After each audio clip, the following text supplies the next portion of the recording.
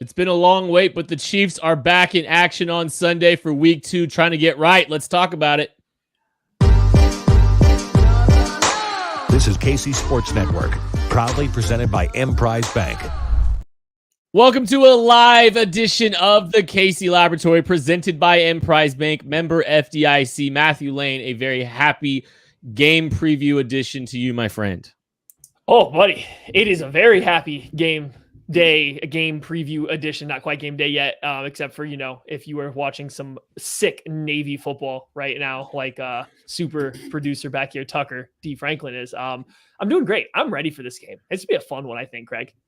Yeah, the D stands for Navy, by the way, on Tucker D. Franklin. No, I thought it stood for midshipman. It might stand for midshipman as well. I think that's the second. I thought it stood. I thought it stood for the under. The D stands for the under. No, it's been good. There has been a lot of things that have happened since the Chiefs last played football for this team. A lot. So, yeah, really excited to get to talk about this team again. Get amped up for yet another game against the Jacksonville Jaguars and Dougie P. This is going to be a good test. Yeah, it really is. And, obviously this is a game where Patrick Mahomes, this is like where Patrick Mahomes, the team that Patrick Mahomes got hurt against, he was absolutely cooking the Jacksonville Jaguars. We were on our way to a pretty epic performance from him. They still got the win. They still ended their season. This is a good team that's on the rise.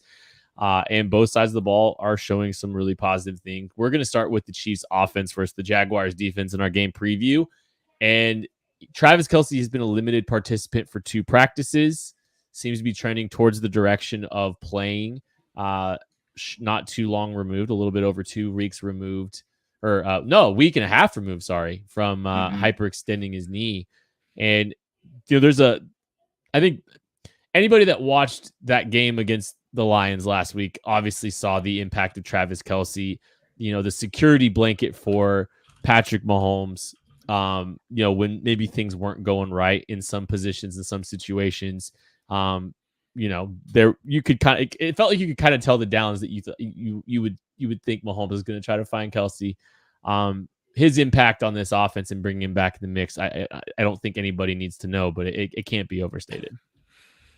I mean, no, not at all. Even beyond just trying to get real, like as we will as this goes on, real nerdy with it and talk about the X's and the O's and how everything. Craig does look extra handsome. I agree. And how everything, and that was directed also at Craig from Jordan Foote.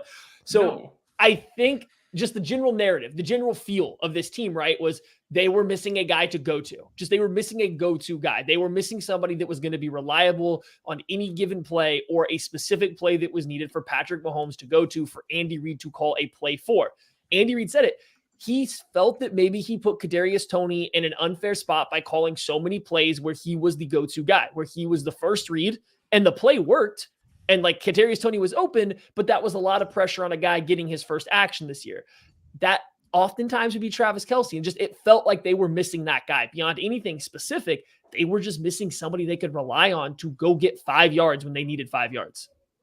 Yeah. I think the thing that was most disconcerting about the play against the Lions is that the Lions just decided to play a whole bunch of zone, and the Chiefs didn't have the ability to beat it. Like, we have spent now every year Patrick Mahomes' career where anytime that a team plays zone that wasn't a cover 3 zone coming out of Los Angeles, they just would absolutely destroy it, just over and over with Travis Kelce. And we got to the point where we started to take that for granted. Yes, there are wide receivers on this team that can do it, but he was the guy. He was the one that they just would kind of lean on in those sort of scenarios. Got to see this team without Travis Kelce out there against zone.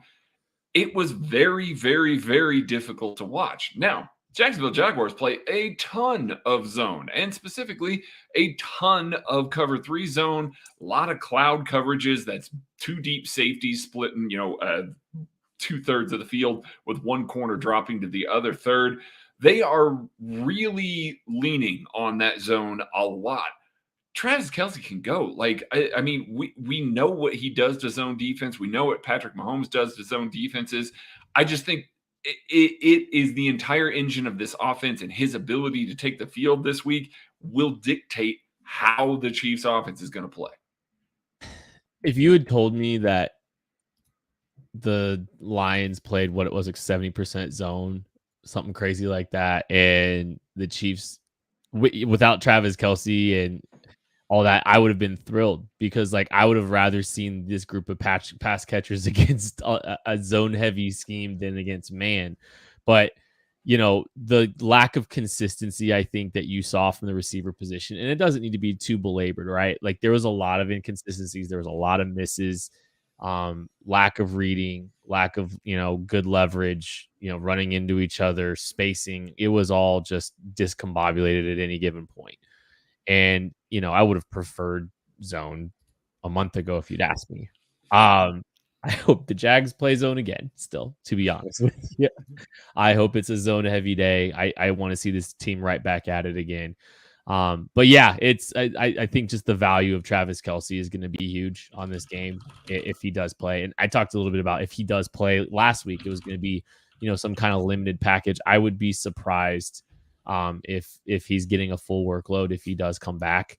But any availability he has could be huge for this team. I do want to say here, we said the same thing about L'Jarius Sneed, who just went out there on that knee that's still limited and has been limited, and he played 100% of the snaps. So who knows? Who knows what's going to happen here? Yeah, but like the Lions' outside wide receivers just kind of let you jog around. I don't even know if I want to call it run, what those guys are making to do. They kind of let you jog around. No. I would say, okay, so like, past like just like the basic narrative of Kelce's playing, and that helps because it's Travis Kelce. Mm-hmm. On the X and O side, okay, the Jaguars are going to play a lot of zone coverage, but they like to blitz a lot, and we're going to talk about that here in a minute. But that also puts them in a lot of man coverage situations behind it.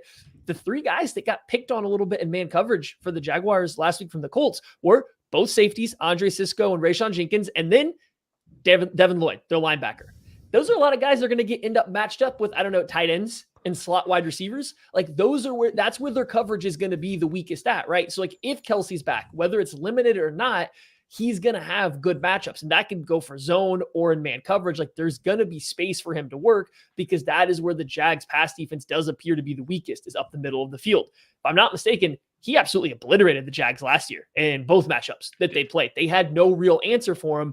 It doesn't look, at least early on, like they're going to have that answer as well. So like, I think that not only could lead to a big game for him, but that opens up a lot of stuff, whether it's zone or man coverage. Kelce even being out there just third downs. Let's say he only plays third downs.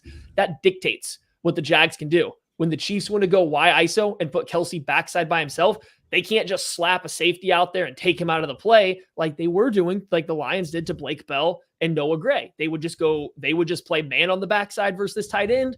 Everybody else would play zone versus every other receiver, and there was nowhere to go with the ball. So Kelce being on the field immediately tilts like the leverage and the numbers back to the Chiefs' favor. It's like that's kind of why they desperately need him as these young wide receivers and Mahomes get on the same page. Maddie's player to watch is brought to you by Tickets for Less. Anyways. Whoa. Don't jump the gun here. We know this offense has a ton of option routes that are just kind of built in to it.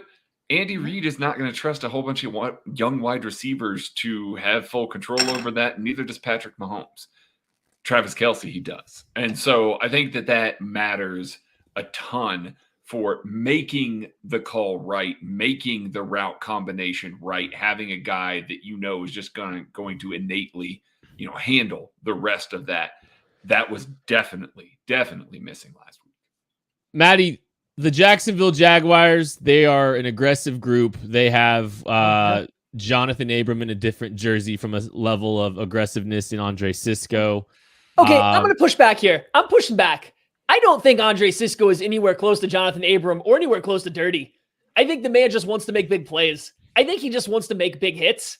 And sometimes he does. And it's drawn some penalties. He definitely knocked out a Colts tight end with what was a helmet-to-helmet hit, but it wasn't malicious. He got penalized for it and he moved on. Everyone freaked out about his hit on Anthony Richardson.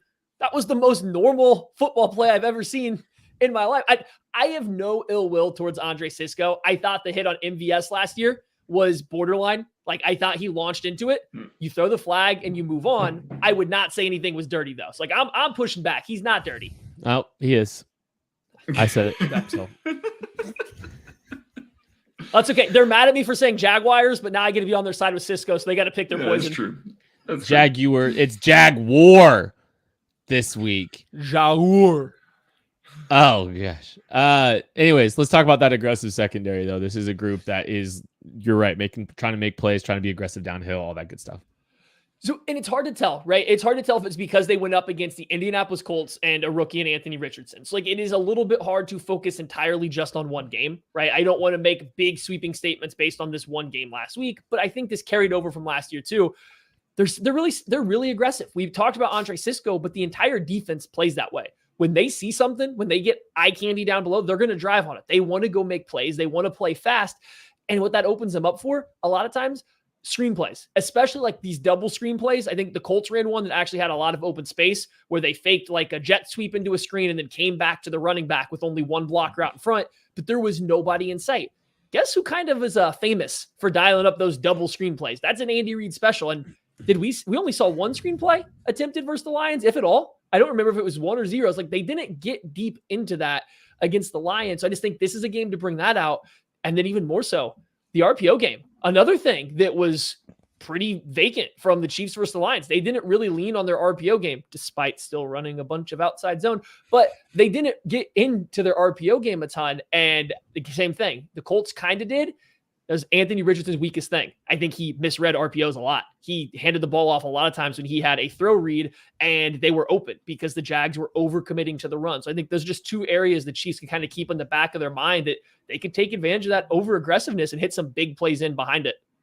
Yeah, I don't expect that the aggressive nature is fully going to go away. Like they may play a little bit more, two high shells and things like that, and not be quite as aggressive driving downhill. But that's in the nature of the set of personnel that they have. That's the way that they play the game. These guys fly around with their hair on fire. It's fun to watch. It really is. Especially Andre Cisco as a blitzer, they will send him from deep as a blitzer. Like he will be the deep safety and be the guy rushing the passer and closes a lot of ground very quickly. Now, they were playing a cover 3 shell. A lot of times, that adds another guy into the box there. It allows you to kind of stop the run again a little bit better. You're not playing as much man. You don't want to turn your back to Anthony Richardson, who can run the ball. I could understand if the Jaguars came out and just went, okay, we're playing a lot of cover 2 now. We're going to play a little more man. We're going to play, some of these change-ups here, but that's not going to change the fact that when Travis Kelce is going over the middle of the field, when Rashee Rice has maybe a deep over, Andre Cisco is going to be waiting and driving on that. Rayshawn Jenkins is going to be waiting and driving on that. They play so aggressive that they can get had by pump fakes, by simple glances of the eyes, by, route combinations that give a little eye candy in front of a safety and then have a later developing route over the top of it. It's there for the taking for this group. Conversely, if you try and dink and dunk on this team and you're going to keep throwing short over the middle, you're going to take a lot of big hits from this group. They're going to come downhill and they're going to make life really, really rough on you all game long. Andy Reid knows that. Andy Reid's expecting all of that. He's going to have route combinations. He's going to have things on offer to try and get these guys to bite on stuff and try and hit over the top. I foresee a lot more attempted explosive plays down the field, vertical type, throws out of Patrick Mahomes, whether it be to MVS, Sky Moore, Richie James, Kadarius Toney, Justin Watson. These guys, as they're getting vertical, I think that we're going to see a lot more attempts at that just to try and mitigate that and make these safeties think twice about stepping forward into the box. Just thinking a little bit about going back to the RPOs a little bit.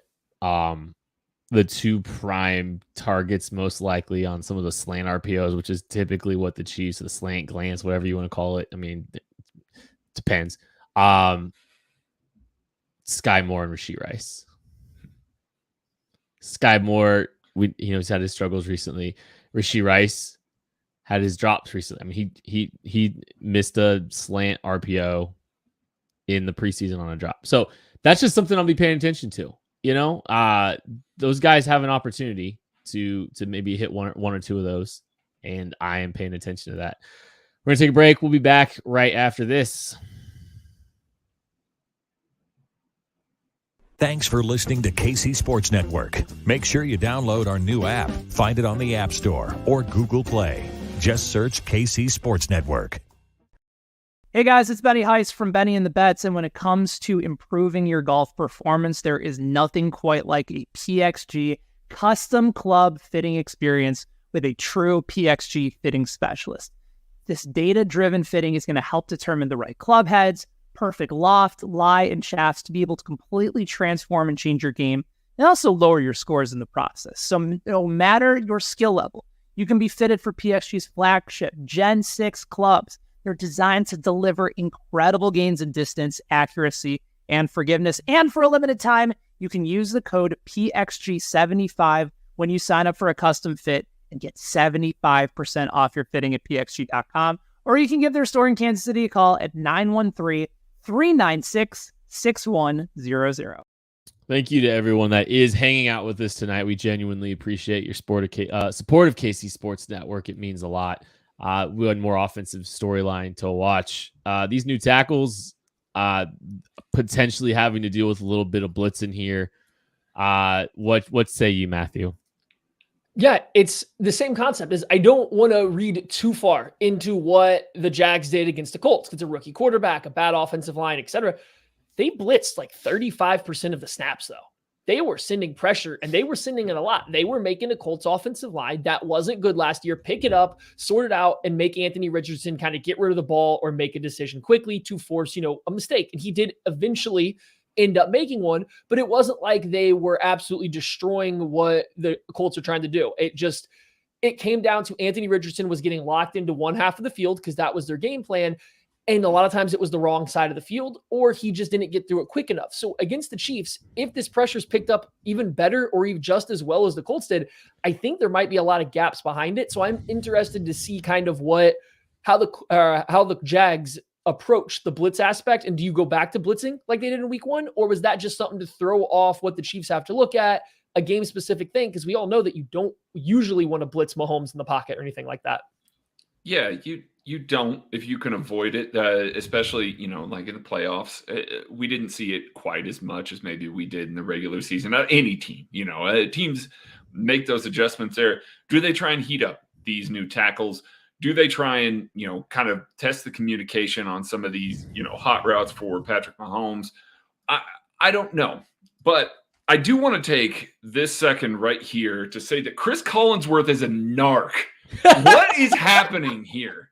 What is happening here? I really do appreciate that Jesse Newell of the KC Star went and talked to Jawan Taylor, got his input on this. Jawan Taylor said all the right things, said, yeah, I was probably lining up too deep. Yeah, I need to make some adjustments to that. But then kind of dug it in a little bit, and he's like, but I've done that my whole career. That's right, Jawan, you have.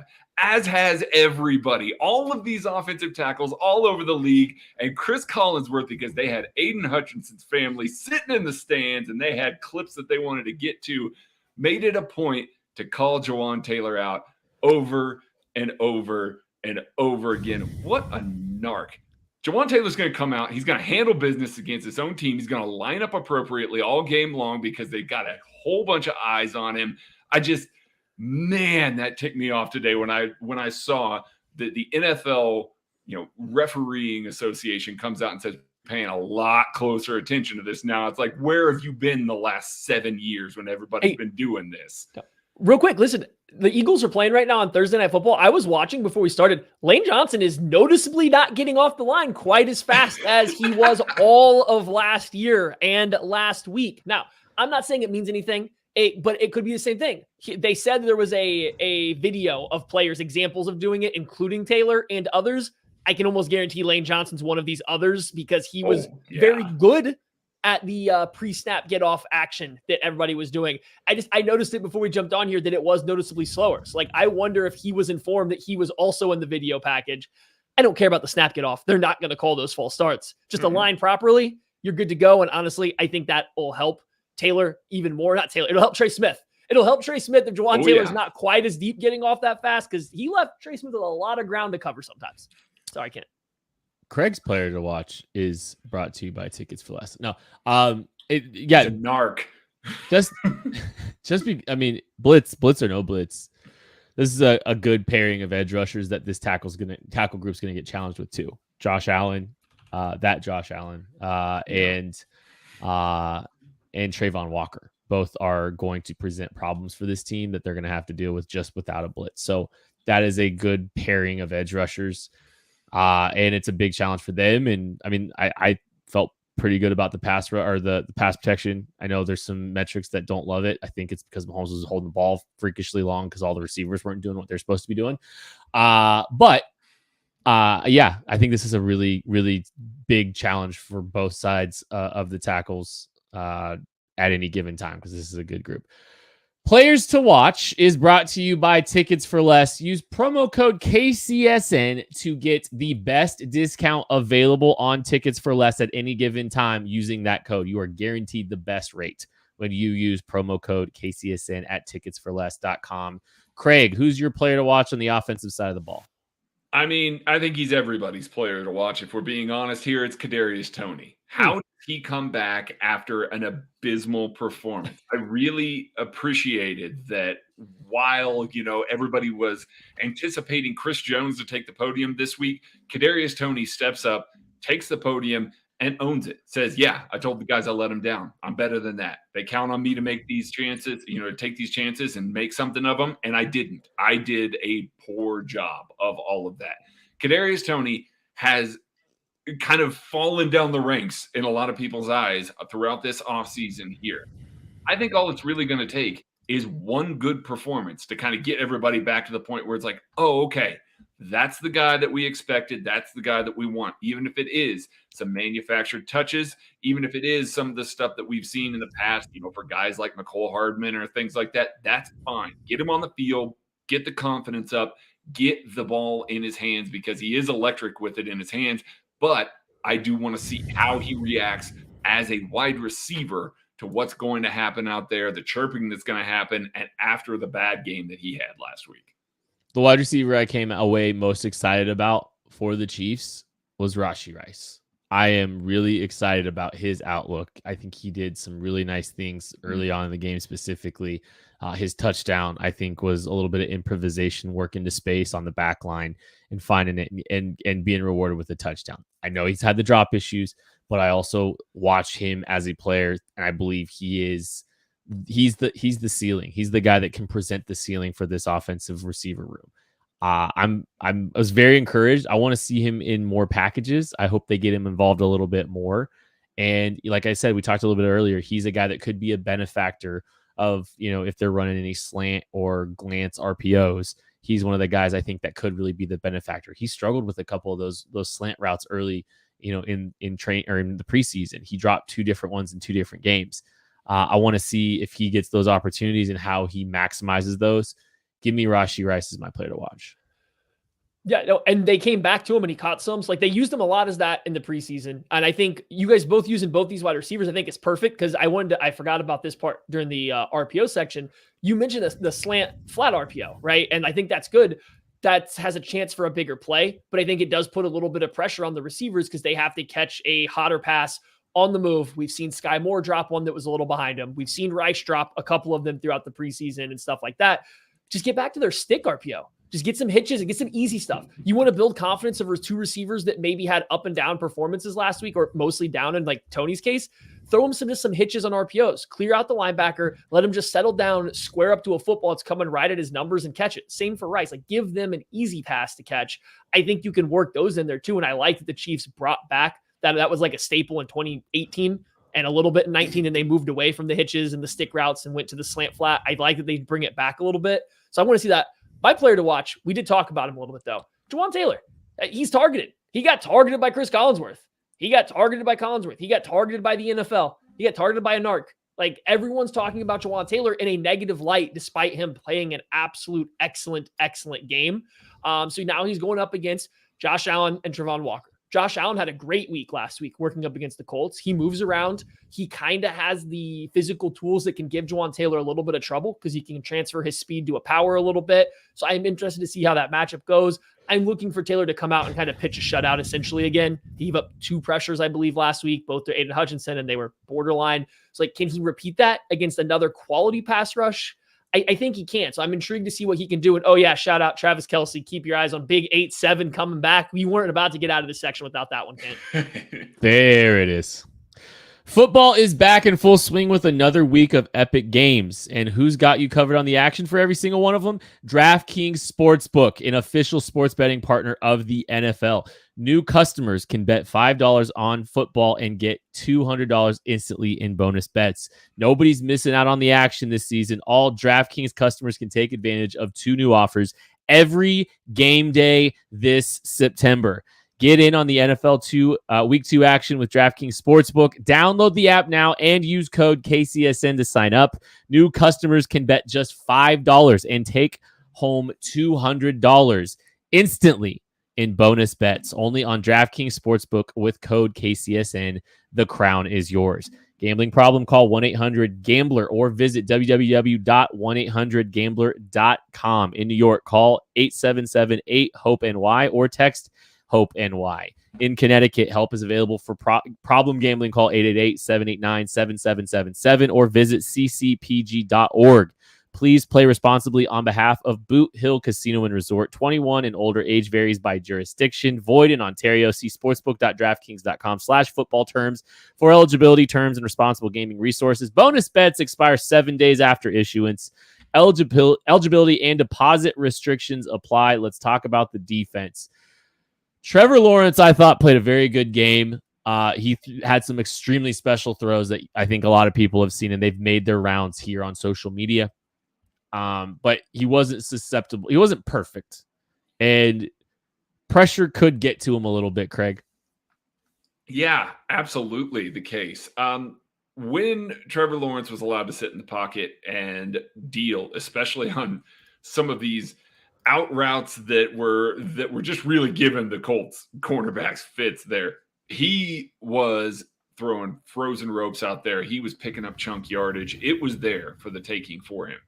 When DeForest Buckner was in his face or Kwity Paye was in his face, he struggled. He made mistakes. He made some bad passes that luckily he has the arm to kind of muscle through some of them, but there were others that just did not look good. He made some poor decisions. He missed guys. That happens with every quarterback when they get pressure. The difference is he was under pressure far more often than I think anybody expected him to be, especially with this Colts front. It's good, but it's not like this elite, force that's getting after the quarterback. They did a really good job of getting Trevor Lawrence off his spot, making him uncomfortable. Now we go to the Kansas City Chiefs that are coming off a good defensive line game against a good offensive line, going up against a much worse offensive line that could be even worse if Brandon Scherff can't go. He's been limited in practice so far. I'm expecting him. However, he might not be able to because he came back in the game and then had to be pulled out. I can see situations where this pass rush, even without Chris Jones, would make life difficult on Trevor Lawrence with some of the stuff that Steve Spagnuolo has done with his 3-3-5, where he's trying to get guys into different, looks and get different one-on-ones for guys. Chris Jones is going to see a lot more opportunities than maybe we've even seen in the past couple of years to get one-on-ones and pressure Trevor Lawrence from the interior. That's where a lot of this came from DeForest Buckner. He ruined Ben Bartch for most of the day. Like it wasn't just, Brandon Scherff goes out, new right guard comes in, they move Buckner over there and takes advantage of it. No, they left Buckner on the left side against Ben Bartch, and he dominated him for most of the day. There are a lot of susceptible pieces on the interior of this offensive line, especially getting Chris Jones back, getting some of the stunt game back, getting some of the blitzes that they can bring from the interior into this, into this game plan. I think they can get after Trevor Lawrence enough to make him make more mistakes and make him not as comfortable, which they have to do because when he's back there with time, buddy, he looks good. Yeah. So, when Trevor Lawrence dropped back to throw and he wasn't pressured, there was 27 dropbacks. He completed 22 passes and had 2 touchdowns. Now, when he was pressured on 8 dropbacks, he completed 2 passes with an interception. Granted, it ricocheted off his running back's face mask or something, and 2 sacks though. So yes, any quarterback when pressured is going to be worse, but Trevor Lawrence has gone quite far. There's been a drastic difference between Trevor Lawrence being pressured and being kept clean. He's one of the best quarterbacks in the league when he's kept clean. He does make questionable decisions. and gets a little flustered when he has to make plays under pressure, under duress. Everyone's making a big deal about like this highlight throw to Calvin Ridley, which was an amazing throw. Absolute great throw. Off play action, getting chased down. He throws a ball into one of the tightest windows you will ever see, and it's completed to Calvin Ridley. You try that pass 10 times, it's probably getting knocked down 6 times and picked another 2 or 3 times, and then you're getting the completions, right? It's like you want him to make that throw to beat you. If you make him make throws like that 5 times a game and he does it, you tip your hat and say, good job. And he can, but you want him trying to make that throw and force that ball into that window because that's a turnover waiting to happen. And it was because he's under pressure. And this is something Kent and I have long kind of talked about. Trevor Lawrence is a great, great quarterback prospect. He's a little robotic with some of his movements, though. Mm-hmm. And that means sometimes it takes him a little bit to, if he's not set, if his platform isn't set, it takes him a second to set up his mechanics to throw the ball. He can't just throw the football from any angle completely off platform and do it accurately all the time. So you pressure him. He is very viable to make mistakes. It does happen relatively frequently. And to Craig's point, this offensive line had their hands full. It's not even like their tackles were great. Walker Little and Anton Harrison had their hands full with the Indianapolis Colts defensive ends. DeForest Buckner had his way with anyone he was matched up with. Ben Barch is the only healthy starting interior guy for them. I don't know. I think Luke Fortner is going to play. Brandon Scherf seems to be a little up in the air. Both limited, he might though. still play. Yeah. They both still might play. Ben Barch is still the only healthy starter, and he's probably the worst of their 5 starting offensive linemen. That's a great matchup where the Chiefs are sitting right now. Oh, talked about all this. The Colts only blitzed twice in the entire game. You think Steve Spagnuolo's only going to blitz twice? Do we remember how that playoff game went? He had Trevor Lawrence's head spinning so fast in the first half trying to figure out what was going on, and then he did find his footing after a while. But like the Chiefs are going to heat him up, and it's going to be up to Lawrence to be a lot better than 2 for 8 and take 2 sacks under pressure to beat the Chiefs. The hilarious part is you say that they blitzed twice. I know exactly both of them. Like they stick out because those guys were running for you, right? And Trevor Lawrence is they were crazy effective. So yeah. DeForest Buckner, he had a good game. So maybe I don't know. I don't know if anybody's going to play or watch. We'll see. Jacksonville has some weapons. They have some very specific skill sets too that play very well within that offense. Doug Peterson is a great play caller. It is a group that can hurt you. How do you defend what Jacksonville has cooking for them, Craig? I mean, if you can't get Trevor off the spot, it's going to be a long day. Christian Kirk showed, basically why they gave him all that money throughout the playoffs. Last year he was so good. What a 180 on that contract the entire world had to do. Holy cow. Yeah. Everybody can eat crow on the fact that they paid him all that money. He was excellent. But I mean, he looked good once again, in week 1, he did a lot of positive things over there. I think that the one that everybody kind of is remarking on is Calvin Ridley looked excellent. Like he really does. He doesn't look like a guy that missed any time, was out of football for a year. He really gelled with this offense really, really well. And Zay Jones is just out here making one-handed catches in the end zone on an excellently thrown ball as well. What else is new? Zay's kind of sneaky. Like Zay's not like the most well-rounded player, but he has some sneaky good moments. Just saying. Does. He's Brandon Lloyd. He's the Brandon Lloyd of this generation. The highlight plays are great, and everything in between, you're just like, I guess. Yeah. And I mean, they've got guys. Like, they've got other guys. Jamal Agnew has juice, like a ton of juice. Kent's guy, Parker Washington, is on this roster as well. Wow. That was shade. It was we got all these guys, and anyway. Kent's guy Parker Washington's on the roster. But there's a ton of weapons at the wide receiver group. They've really done a good job of insulating Trevor Lawrence and giving him all these guys with talent to not only get open against any secondary, but when they've got the ball in their hands, all these guys are capable of a lot. And it is scary to think about what Doug Peterson, Trevor Lawrence, and these weapons can do. I am not going to be surprised if this Jacksonville offense by the end of the year is a top 5 offense. Like they've got that capability. And we haven't even talked about the fact that, they've got Travis Etienne in the backfield as well that can house stuff. Like there is Bigsby. And Tank Bixby is good too. Maybe. He might be in the doghouse. He had a rough game. He had a fumble. He did have a rough game. He had a fumble. So. Yeah. Did you see it? There was a lot of positive that I saw with this offense already. Calvin Ridley getting integrated so quickly. is bad news for any team that was playing this team up front, because I think you were hoping, oh, they got to ease him in a little bit. Maybe we can catch them without all their full complement of weapons. He's good, and they're good. It is going to be dangerous the way that they can attack this Chiefs defense, specifically in the secondary. The Lions didn't have these kinds of weapons. Amon-Ra St. Brown's a good football player, but it's not to this level. This is by far the biggest early season test that the Chiefs could have. Well, and it's an entirely different test than what the Lions presented, right? Like, even if you want to say Amon-Ra St. Brown's just as good of a wide receiver, I'm not ready to have that debate, Tucker, calm down. But he plays out of the slot and he wins over the middle of the field. Calvin Ridley and Zay Jones both essentially aligned exclusively on the outside, right? Calvin Ridley's their number one wide receiver. He played 86% of his snaps out wide. He is an outside wide receiver. So is Zay Jones.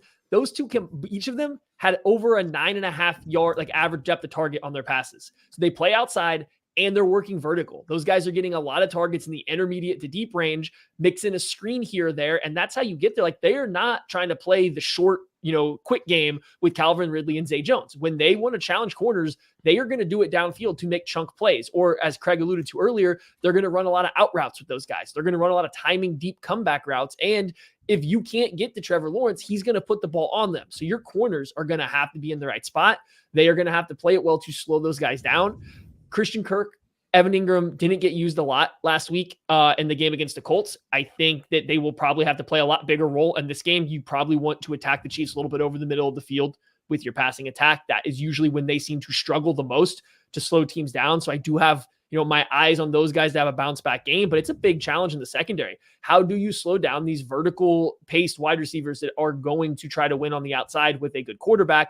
I mean, we talked about it. The answer is you pressure Trevor Lawrence. As that game went on versus the Colts, they went from pushing the ball downfield and outside to a lot of quick game because they couldn't do a traditional drop back. They had to go under center and run play action to get a deep pass after the first quarter ended. They had to. So that's something, the pressure is going to help, but these corners are going to be challenged. They will throw up contested catch chances. They will throw the ball into tight windows. What does L'Jarius Sneed, Josh Williams, Trent McDuffie when he's on the outside? What did they do here?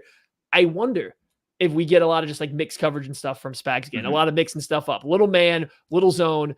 Trevor can be got. You want to show him a little bit of man. You want to show him that's going to be quarters. And then you would said it earlier, play some cloud coverage where you get a corner that can drop under something. I think you're going to have to mix stuff up, change the picture on them because they will try to fit the ball in tight windows down to the outside.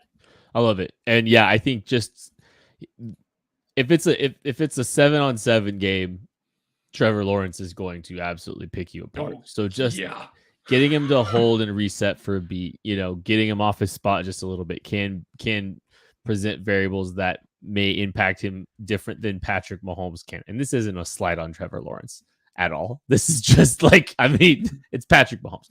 But yeah, no, and I think mixing some things up, make a young kid think a little bit. He's still learning. He's still getting a lot thrown at him. And Steve Spagnuolo is the exact kind of guy that might want to throw some stuff at him. Horizontal stretch in this offense. It's a valuable asset to this team. They got some speed to get on the edge. Little outside zone action. Dougie P. It's like he's from the Andy Reid tree, and some things look very similar. One of even the guys we kind of talked about, Jamal Agnew, is another guy that they like to try to get out horizontally out on the edge, and he gets utilized. That's one of the guys I think Doug Peterson does a great job of just using his skill set specifically. This team's going to stretch it sideline to sideline for sure, Matthew. Well, yeah, because we talked about it. The offensive line ain't great, right? Why would you want to load up behind this interior offensive line that, isn't operating, at 100% health, but also isn't moving bodies like crazy? So they're going to use the speed of Travis Etienne. They're going to use the creativity of Doug Peterson and then, the athleticism of Jamal Agnew. They will try to bring the ball around the edges. If they need to, we saw it in the playoff game last year. They'll throw a bunch of screens. They will throw 8 screens on a drive and just call it the run game if they need to. It's they want to put these athletes out in space. They are clearly a better or a more explosive rushing team to the outside. I believe it was in the game against the Chiefs last year. They averaged almost double the yards per carry when they were going to the tackles or outside. They kind of had similar success against the Indianapolis Colts, I believe, running off the left side. Travis Etienne had over 9 yards or around 9 yards per carry running wide to the left. That is where they kind of make their money trying to get in the run game. It's using that speed, stretching stuff out, letting an athlete like Etienne or Agnew on misdirection stuff create and open up. And I thought last year, Nick Bolton, Willie Gay, I thought the Chiefs struggled a little bit to keep up. They struggled to get out there and contain it. I wonder what it'll look like this time. You can't always rely on your defensive ends to make that play every single time, especially when you're going to be losing Frank Clark. You're going to be losing Carlos Dunlap, two guys that were on this team last year in this role that aren't there, and relying on Karlaftis and Dana and rookies and rotational guys to go out there and do that job. So like the Chiefs got to be ready. They got to have some answers to stop this kind of horizontal stretch action, whether it's screens or outside runs.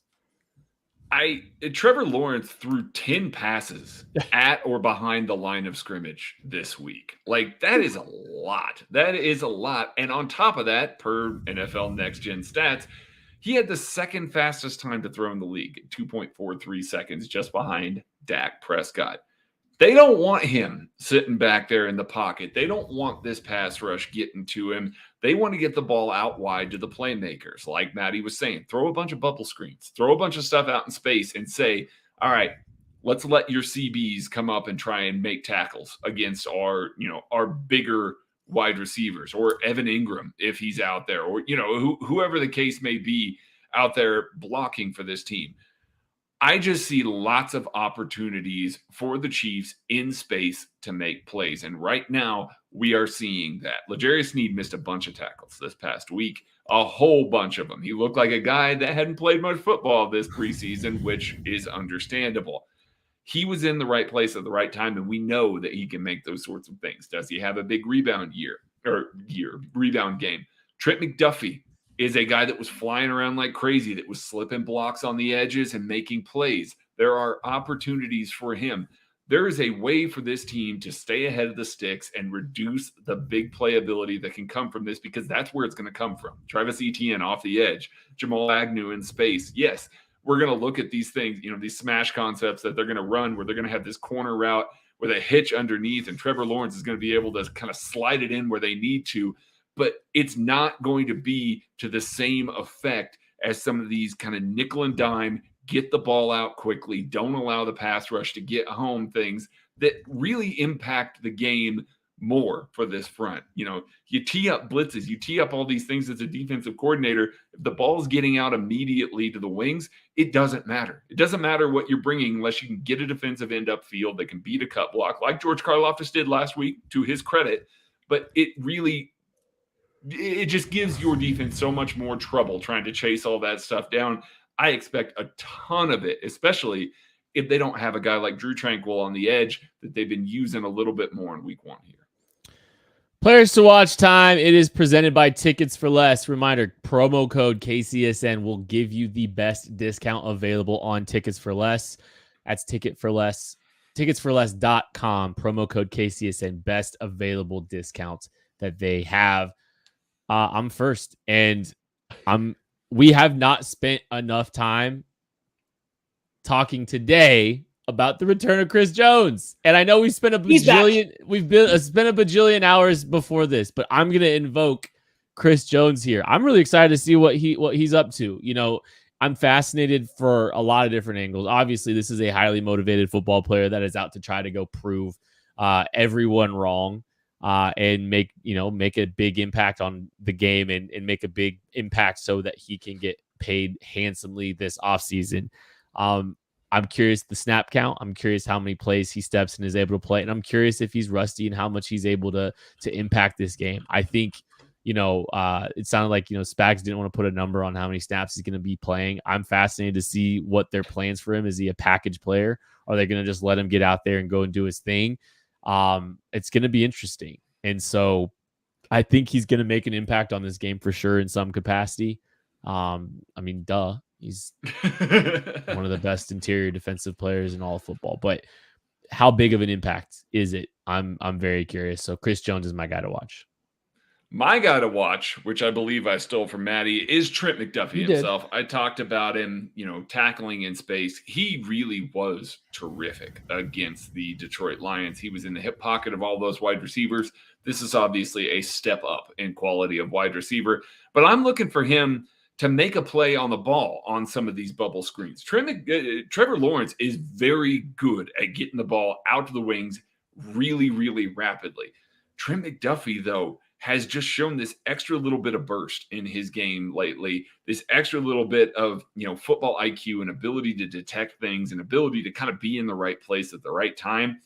I foresee Trent McDuffie jumping one of these, really making things difficult. I don't know if he's going to pick it off, but he's going to get his hands on it, and he's going to make Trevor Lawrence think about it. I can see scenarios where Steve Spagnuolo or Dave Merritt says, hey, just go for it. Just try and jump it. We're going to shade somebody over to that side. If they throw it, we're going to offer you some protection. Go. Make them think twice about throwing that as often as they could. I think Trent McDuffie makes a big play, and I think it could be as big as taking one of those and housing it himself. You did steal that. I think he was going to jump a slant route towards the end of the game that Justin Reed knocked down at the line of scrimmage. That could have been a house call too. He was all over that. Yeah. That ball was late. He was there. Anyway, yes, I was going to take Trent McDuffie. I think it's a big matchup, whether he's on Kirk in the slot or they keep him outside as they cycle guys in the slot and have him on Ridley. Like, I think he is the guy to watch. He might be taking the torch from Snead as like the best DB on the Chiefs and the Chiefs secondary. And it might be coming quicker than we want it to, I think. My player to watch in a mad scramble, we're going to go with Drew Tranquill. He only played 14 snaps against the Lions, but they were a solid 14 snaps, right? Like, he came in and played Mike while Nick Bolton, I think, got a series off. Maybe he was a little dinged up or something, but he came in and played Mike. He rotated in at various times throughout the game. I thought he always looked good. He plays downhill very quick. Like, you noticeably see a guy like Willie Gay or Leo Chanel are attacking because that's what they do. They just want to attack. It looks like Tranquill actually reads it out before he goes, but he's still getting forward quickly. He's a little bit faster, I think, than Nick Bolton on the trigger to attack the line of scrimmage, but without just attacking, reading it out. So, like, I like that. And then you put his athleticism, his ability to actually get out to the sideline against this Jags team that I do think is going to try to stretch them out vertically. I think this is a chance where he plays a few more snaps this week. It makes a little more sense to not play as much heavy personnel and get Tranquill out there with Nick Bolton and the nickel a little bit more. Craig wrote a fantastic article on the KCSN Substack about how the Chiefs utilized the 3-3-5 a little bit more frequently. Only 4 snaps, but still 4 snaps is not nothing. And Drew Tranquill was involved in all 4 of them. That piqued my interest. So do we get more of those reps? Do we get more time with 3 defensive linemen and 3 linebackers at Tranquill on the field? So I think this could be a big game for him to see an uptick in snaps, especially given the matchup. Remember, promo code KCSN at ticketsforless.com. It will give you the biggest discount available on the site. All right, prediction time, folks. Craig Stout, what say you? This is going to be a very tight game. I feel like this is going to be pretty back and forth because the Indianapolis Colts defense played really well against Trevor Lawrence, and it didn't matter. Like, they even put up points of their own on a play that they thought were dead. It just didn't matter. I think there's going to be a more orchestrated plan by Steve Spagnuolo. I think we're going to see a little bit more blitzing out of Steve Spagnuolo that's going to force Trevor Lawrence off of his spot a little bit more. And I don't think it's going to click quite as much. I think he's going to come a little bit farther back down to earth this week. Conversely, Travis Kelce being back in this offense, the Chiefs are going to force feed Kadarius Toney some of these manufactured touches to get his confidence up. I think the Chiefs are going to move the ball just fine on offense here, especially since this secondary, if they play as aggressive as they did in week 1, can be had over the top. So I think that this is going to be a little lower scoring game than I'm talking it up here, but I think the Chiefs eke out a victory, get a late touchdown here to end up winning this thing 28-21 and cover the spread, but it's going to be back and forth for most of the day. Is it me next? Sorry, It's me next. I didn't know. I didn't know that. Yeah, had no idea. Right there on the rundown. This is my favorite bit. The what? Okay. I said last week that I thought it was going to be a high-scoring affair. It absolutely was not between the Chiefs and the Lions. I'm going back to the well. I think it's another high-scoring affair. I think the Chiefs' offense has a little bit to prove. They've been not a laughingstock, but they got a lot of criticism. Everyone's talked about him. We've talked about Juwan Taylor has a target on his back. Kadarius Toney has a target on his hands. Well, needs a target on his hands. I don't know. The other receivers are struggling to make a huge impact. Maybe Travis Kelce's back. Maybe he's not. A lot of criticism coming out. Offense gets it in gear for this game. I don't want to say it's a must-win game because it is just week 2. It's not technically within the division, but it is in the conference. right? So like you want to get this win. You don't want to have the Jags sitting there at 2-0 with a win over you when you were competing for exactly one bye week and home field advantage. So they would like to win. I think the offense turns it around. While I do have faith this defense is better, when the offense starts scoring against another high-flying offense, we've seen it, year in, year out, the defense doesn't slack off, but they start giving up a few more plays. And it seems like other offenses give their best foot forward. I think it's a high-scoring affair. I think the Chiefs get timely stops on defense, but it doesn't look as pretty as it did last week against the Lions. I have the Chiefs winning 34-31. Close game, but the Chiefs pull it out in the end. So I think this group has definitely been challenged. They've heard everything. They feel everything. They know everything that happened 10 days ago. And I think there's some groups that are going to take this very personally.